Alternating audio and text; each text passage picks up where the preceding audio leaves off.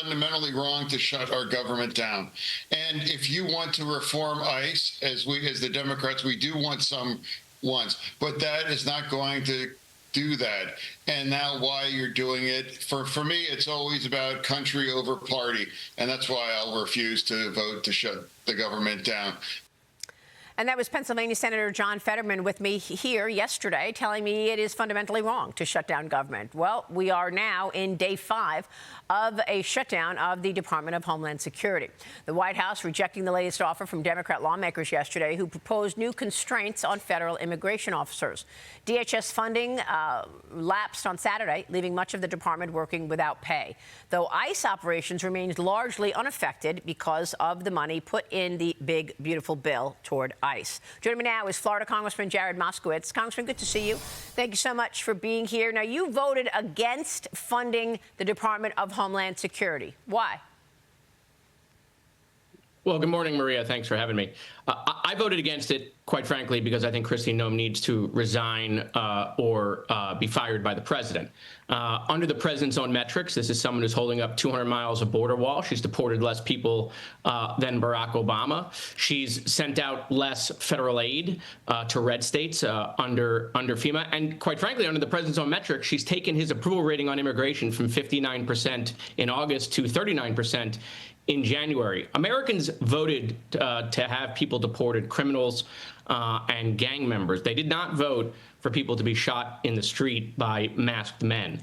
And so I think Kristi Noem needs to go. For me, it's about Kristi Noem. It's always been about Kristi Noem. I'm a former director of emergency management here in Florida for a Republican governor, and she's absolutely destroyed FEMA and DHS. So what I'd like to start... Let me ask you, Congressman, what do you propose if ICE agents are doing their job and citizens get in their face? I mean, many of your colleagues, including the governor, by the way, of Minnesota, told the people to take out their cameras, make sure that you're rolling on ICE operations and get in their face and try to stop their operations. Of course, those ICE agents are going to respond if citizens get in the way of their ICE operations. So what do you propose they do? Well, look, it's a great question. We have this happen all the time. That's why we have the right to protest here in America. Well, no, we don't see people getting in the way of ICE operations all the time. Now we do, because you've got Democrats with rhetoric out there saying, get in their faces, get your cameras out, roll on it. Is that a responsible thing to do, to tell people to get in the faces of ICE operators? Maria, we see it with police officers all the time in protests across the country on a number of issues. Police departments have training to deal with that. It's the ICE training that is failing. And so, look, I think governors and mayors need to obviously work with our federal government. That was part of the breakdown in Minnesota. Okay, but in this country, you have a right to protest. Okay, but you don't. A U.S. citizens should not be shot in the face just because they're protesting ICE with their camera.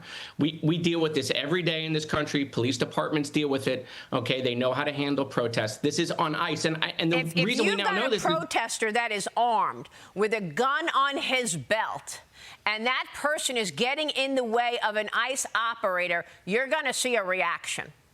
You don't have that all the time. You don't have people getting in their faces when they are armed. That is irresponsible. Of course they're going to react. You have a right to carry in this country, and he had a permit for that weapon. And so, this has been an interesting debate that Republicans are having, because all of a sudden, you don't have a right to carry if you go to a protest in this country. They didn't say you don't have a right to carry, but you should not be showing that you're carrying a gun and getting in the way of an ICE operator. Yeah, he wasn't getting in the way of an ICE operator. He was filming to the side, and ICE decided to interact with... Did he throw something at their car and knock out the light? Yeah, there's evidence. There's evidence of that, Maria. But at the Okay, but at the end of the day, if this was working so well, why did the president and Tom Homan pull out of Minnesota? It's because it's been an absolute and utter failure on behalf of ICE and behalf of DHS and behalf of Kristi Noem. She's more worried about where her blanket is than making sure that she's doing her job correctly and making sure that U.S. citizens in this country are safe, that they can protest safely, that ICE can do their job by enforcing the law against criminals and gang members, which is what the president president told us. And so, look, this has been a failure. That's why they've pulled out, and that's why Kristi Noem should resign. Congressman, let me ask you another question. Are you going to vote yes for ID to vote? I'm for photo ID. We have photo ID here in Florida. And so I have no problem with photo ID. We use photo ID here in Florida. It works very well. But that's somewhat different than what's being proposed. What's being proposed is a separate, completely different identification just for voting. Completely different identification? No, wait a minute. Because the SAVE Act, the Save America Act, is requiring voters to show ID to vote. And they also require a citizenship so that you stay with the law and, in fact, only have American citizens voting. So, again, will you vote yes to that act? Yes, so again, there's no evidence that non-citizens are voting. Obviously, there's no evidence of that. There's been 60 or 70 court cases. I don't know if you could say that, sir, because I think that there, in fact, we can say that. Maria, there were 60 to 70 court cases over the 2020 election in which they made accusations that non-citizens were voting, and they lost all of those cases. So look, I'm for people using their driver's license. The law is the law, and it is that American citizens vote in American elections. So having an ID to vote would be in step with the law. So are you going to vote for the law? If they put forward a bill that says you can use your driver's license or your state-issued identification to vote, I support that. We have that in Florida, but the SAVE Act goes way beyond that. It would affect women whose birth certificate doesn't match their driver's license. It will depress turnout by requiring people to go and re-register to go get this new voter ID. Congressman. That's not true. No, it is. It is absolutely true. This is about depressing turnout. It's not about making sure non-citizens vote. Let them use their driver's license. Either, Maria. Congressman. The SAVE Act is a requirement for ID to vote. Period. Yeah, let them use their driver's license. We now have a federal program for the driver's license. If you can use your driver's license to fly on a plane, you use your driver's license to vote.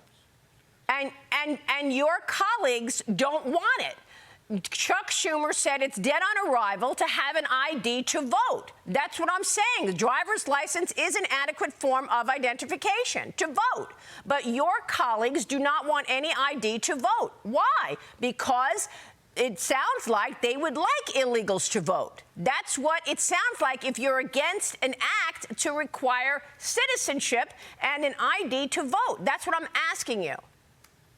Yeah, and I support using your driver's license to vote. That's what we have here in Florida. Okay. It works really well. If the bill was you have to use your driver's license to vote, I would support it. It could be a one-line bill, Maria. Yeah. One line. Okay, so you just want the bill adjusted. You want the bill adjusted to just have an ID to vote and the use of a driver's license. How do we know that the driver's license is going to be adequate if you have heard stories that they're giving driver's licenses to illegals?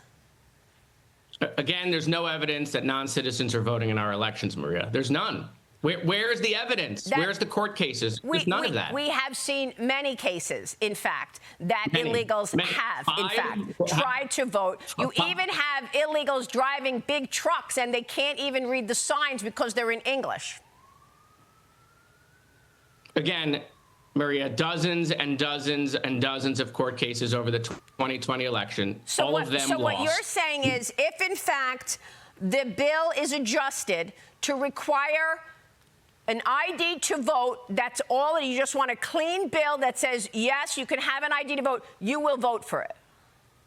Yeah, if it's exactly that, like what we have here in Florida, where I go and they take my driver's license, they put it into the machine, and I go and I get my ballot, I'm totally good with that. Well, there's a passport card that is being used as the actual ID that is necessary now above the driver's license because the driver's license issuance has been abused.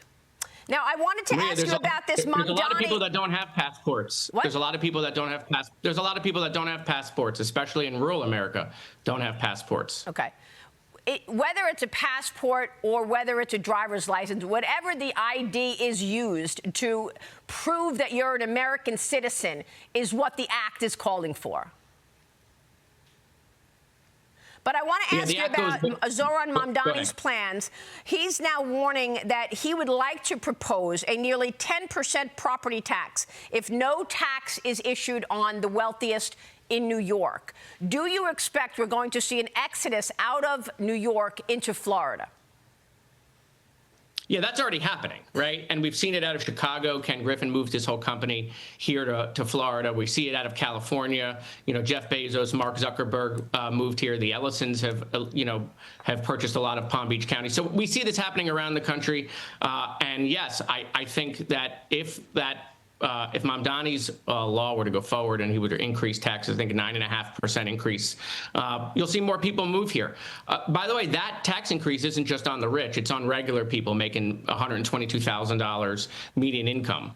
So it's not just on wealthy people. Right. Well, $120,000 is a good salary. I mean, you know, that's what I'm saying. This is a policy that is driving New Yorkers out, and I'm wondering if you're thinking we're going to see a major exodus again, if in fact this takes place.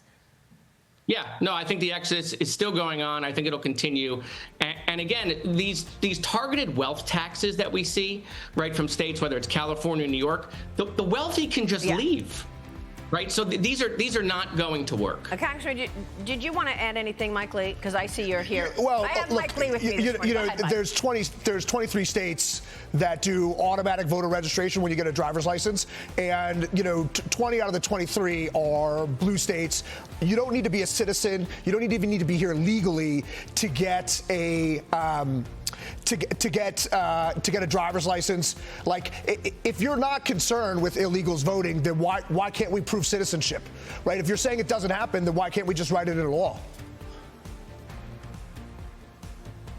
Well, again, there's no evidence that it's happening. You're like, no 2020 cases were lost. The cases were never heard, Congressman. You're like, we have a solution in search of a problem. Where is the evidence that non-citizens are voting? The cases were never heard, Congressman. And you make a great point on driver's license. Thank you. We'll keep following it, sir. Thank you. Jared Moskowitz in Florida. We'll be right back.